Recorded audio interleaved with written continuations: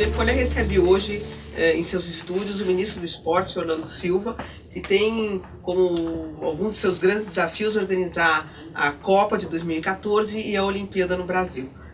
Boa tarde, ministro. Boa tarde, prazer conversar com vocês. Eu gostaria de fazer a primeira pergunta sobre o estádio do Corinthians. Não me diga.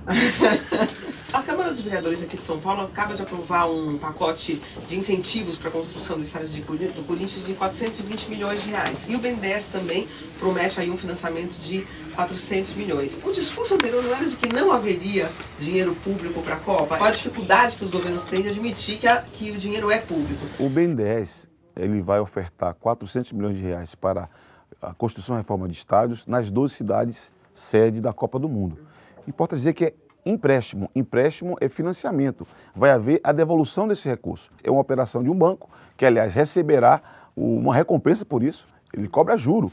Em São Paulo, o governo de São Paulo é que se constrange e criou um mito de que não poderia colocar recurso público em estádio, até porque todas as outras cidades da Copa, por exemplo, tem algum tipo de participação, até direta, de governos. O BNDES não emprestará um centavo nem a São Paulo, nem ao Corinthians, nem a nenhuma cidade da Copa que não apresentem as garantias. Aqui em São Paulo, a minha expectativa é que seja feita uma engenharia financeira que dê viabilidade a essa arena, a esse estádio lá em Itaquera, e logo que a proposta for feita. Ministro, há alguma chance de o Itaquerão, se for erguido, não ser o estádio da abertura da Copa em São Paulo? Muita gente torce para que a abertura seja em São Paulo. Sinto até na conversa com dirigentes da FIFA uma certa inclinação favorável a São Paulo, porque São Paulo é a cidade que tem o maior número de hotéis, a cidade que tem os melhores aeroportos, é destino dos voos internacionais, mas São Paulo ainda não tem o seu estádio. Desculpe, São Paulo tinha um estádio que era o Morumbi, tá certo? Tem, o Morumbi tem tá lá.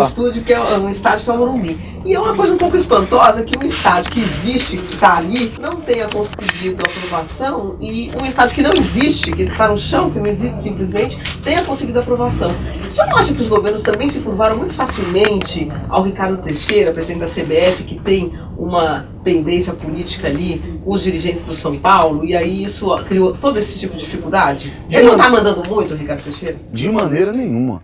O Morumbi é um belíssimo estádio, eu conheço o estádio do Morumbi, frequento o estádio do Morumbi, sei das virtudes do estádio e sei dos limites do estádio. E o problema no Morumbi é que ficou na responsabilidade do Clube São Paulo enfrentar a reforma daquele estádio. No caso do Itaquera, a diferença é que aquela região será um polo de desenvolvimento econômico e o estádio ali construído, a arena ali construída, será o primeiro passo dessa estratégia de desenvolvimento daquela região e é o que justifica a criação de incentivos fiscais, que o São Paulo não teve, porque ali não havia uma área, digamos assim, a potenciar o desenvolvimento econômico, a estruturação de um polo. Em São Paulo, o Itaquerão vai ficar com o Corinthians, ou seja, um clube grande, cuja torcida deve encher o estádio em boa parte do jogo. Falando-se em Manaus, que vai ter um estádio novo, Cuiabá, que são cidades capitais que não têm equipes de elite, equipes de grande torcida. Como pode-se imaginar que esses estádios não fiquem com a pecha de elefante branco? Cuiabá é um bom exemplo. Cuiabá tem uma tradição menor no futebol, né? Públicos menores no estádio de futebol, lá no Verdão, mas Cuiabá encontrou a saída que é a melhor de todas, que Londres está realizando agora. Você faz o equipamento do tamanho que a FIFA demanda e pode diminuir depois. Hoje, a tecnologia de construção permite você utilizar peças, fazer a montagem, pré-moldados, vários mecanismos que você pode reduzir a capacidade do estádio. É o que acontecerá lá. A decisão de fazer Copa em estados com menor tradição no futebol, como o Amazonas, por exemplo, ou mesmo Brasília, que é a capital da República, que não tem tanta tradição local de futebol, apesar de ter paixão pelo futebol, foi uma decisão de estimular o desenvolvimento que a Copa pode induzir.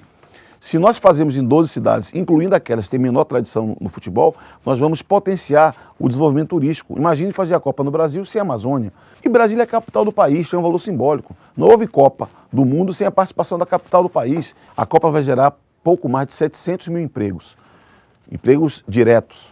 Isso vai significar incremento da economia brasileira. Nós estimamos que pode chegar a 185 bilhões a repercussão econômica, levando em conta o investimento direto, e o impacto com a recirculação desse recurso no período de 2010 até 2019, que é a metodologia utilizada em outros eventos, em outros mundiais da FIFA, para calcular o impacto econômico. Por isso que eu acredito que é um bom negócio para o Brasil. Bom, isso, muito obrigada, agradecemos a sua entrevista. É um prazer falar com vocês.